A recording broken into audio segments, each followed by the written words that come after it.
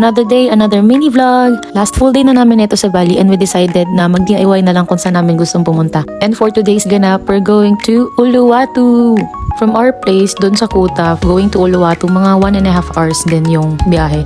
Pero mas mabilis kapag nakamotor ka. So bago namin binalik yung motorbike na nirent namin, nag-day tour muna kami dito sa Uluwatu. And our first stop is the Uluwatu Temple. Kung titignan mo sa mapa ng Bali, ang Uluwatu ay dulo na. So parang after nun, puro dagat na. Pagpasok namin sa temple na to, bawal na agad ang hindi nakasarong. Buti na lang, nung pumunta kami ng Ubud, nakabili kami ng sarong namin at meron kaming sariling outfit.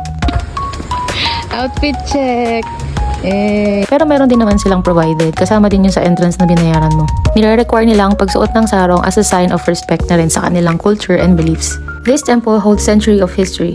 One of the oldest and most sacred sea temples in Bali. Ulu means land's end and Watu means rock. So literal na temple on the edge of a rock siya. Aside sa pagiging tourist spot, isa siya sa 6 na key temples na considered spiritual pillars of Bali.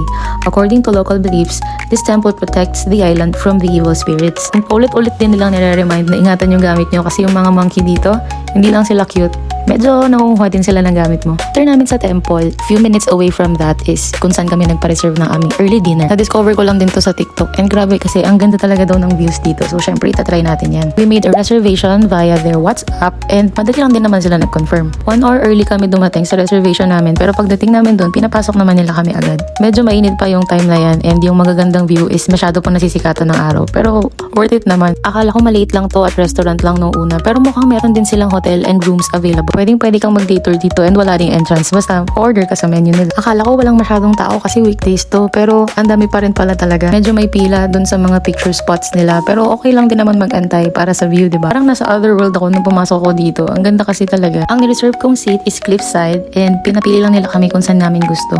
And grabe, itong binigay nila. Napakaganda! This is superb way to end the beautiful trip here in Bali. Sobrang saya sa puso na yung last day mo, ito yung mararamdaman mong vibes. We just ordered some beer and some food, enjoyed the view for 2 hours, naglakad-lakad din kami sa iba pang lugar dito and take some pictures. Shoutout nga pala sa aming third wheel, ang aming dakilang tripod. One last sunset dinner here in Bali and it was all good. Syempre, thank you rin Lord for making us experience all of this. That's it for today's mini vlog. Thank you for watching. See you on my next one. Bye!